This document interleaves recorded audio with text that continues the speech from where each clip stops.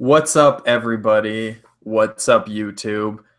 We're gonna get something that's been on our heart for quite some time, and that is our review of Wonder Woman. It's been really hard for me to go and see this movie. Been working like a 7-day stretch, but we are here. We are ready to review Wonder Woman. I'm Spencer. I'm a cinemaholic.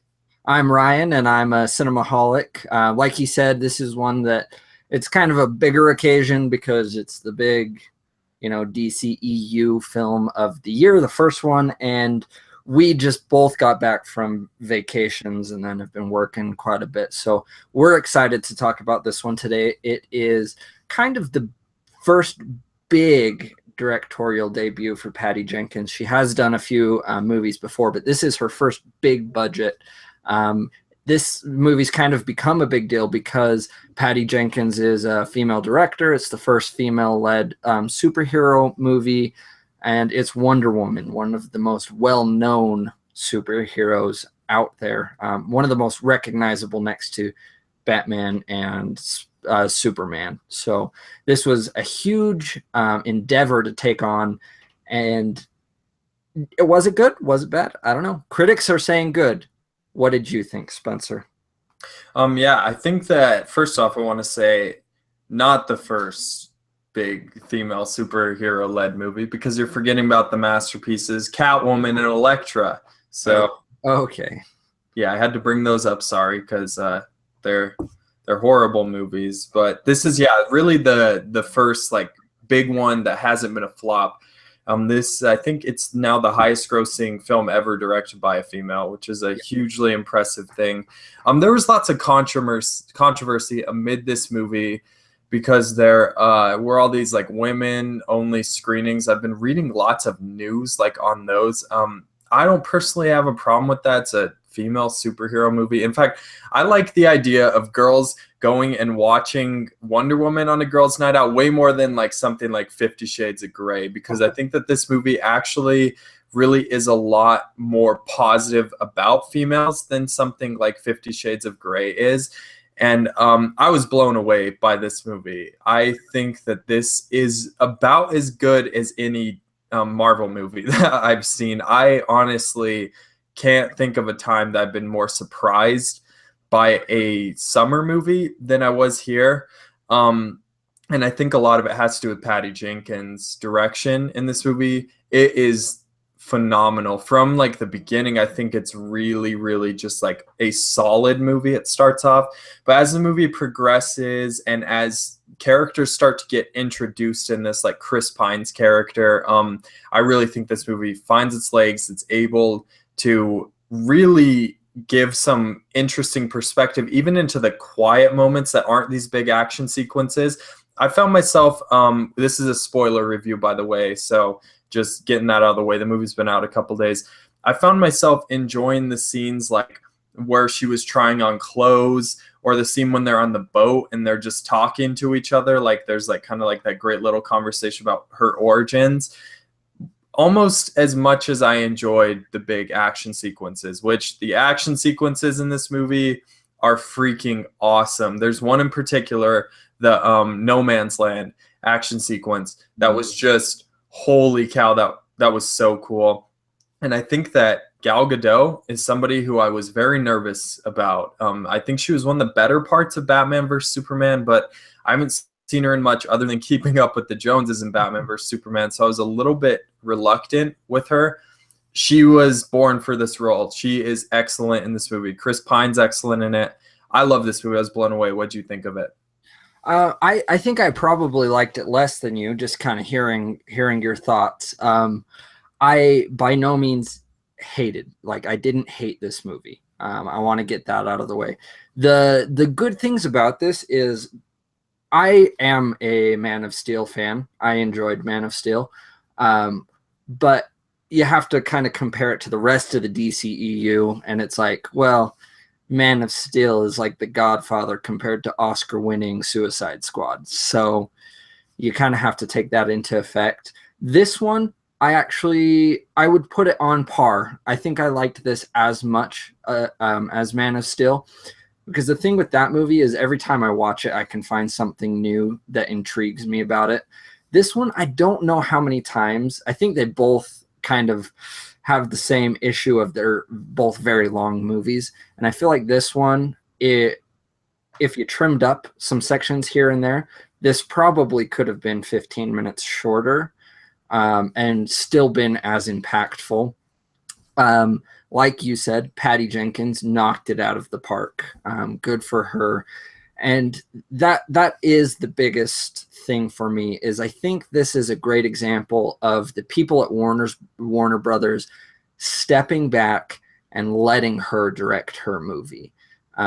It seemed like there was a lot less meddling from executives and producers and stuff on this one. It felt like you said, I hate doing the comparison of DC and Marvel, but that's one thing that Marvel's been doing good for a long time, like Ant-Man being a heist movie, or Captain America, Winter Soldier being kind of like a 70s thriller.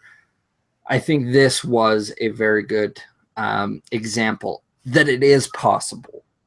Do you want to get into negatives right now as well?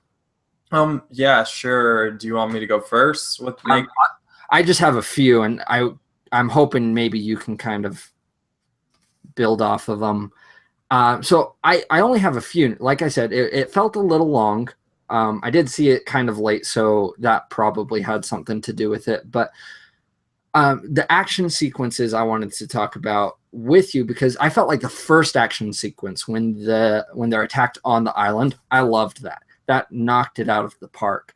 Though I felt like it wasn't as bad as a Transformers movie, I felt kind of annoyed towards the end with the action sequences. They were fantastic, but they kept hitting you over the head with some of the slow-mo stuff.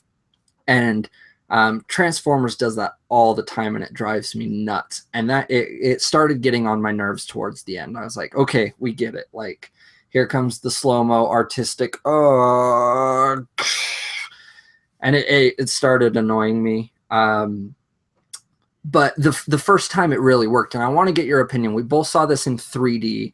For me, I think the 3D overall, it was great. I feel like it did enhance the movie, and there were specific shots and action sequences that looked great in 3D. For you, did that help, or was it just kind of a cash grab? What were your thoughts on 3D? I thought this was a great transition to 3D. I honestly, there's one particular scene, spoilers, where Chris Pine steals that notebook, and he gets in that plane and he turns the plane sideways and he drops the bomb and blows up, and then you see the plane like engulfed in flames, just like flying through them. I was like, that honestly was the coolest thing I've seen in a movie in a while. I thought that sequence was so cool. But the slow-mo didn't bother me. The one thing, my one complaint about this movie, other than it might have been 10 minutes too long, is that the ending kind of does what Batman vs. Superman and Man of Steel did,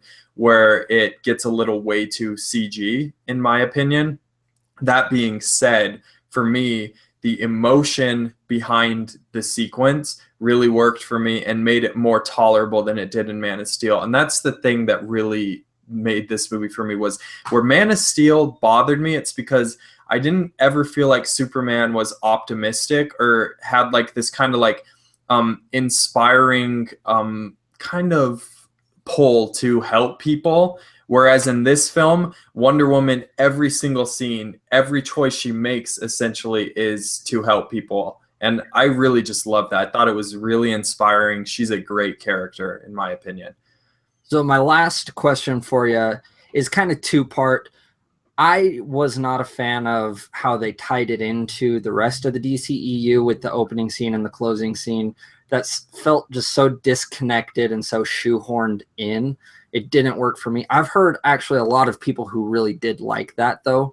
So I'm curious if you liked the whole Bruce Wayne sending her the original photo thing, as well as the ending. There's like this voiceover and this whole big cheesy thing that didn't work for me, where she says something to the effect of, the only thing that's going to bring world peace is love, or something like that. And it just kind of, I was like, oh, that took me out of the movie. What is it? What are you, Miss America? Like, what's going on? But what were your thoughts on those? Yeah, that ending scene, I agree, it was a little bit clunky, and I felt like this movie worked so well as a standalone that the ties to the DCEU were the weakest part, because I know how bad those other movies have been. Like, that's the thing, is if the other, I wish I lived in a world where I could say I'm really optimistic about Justice League because of this film, but I think that every film I've seen so far by Zack Snyder in the DCEU have been extremely disappointing to me in every way, shape, and form. And I really don't like the way that they handle Superman in the DCEU.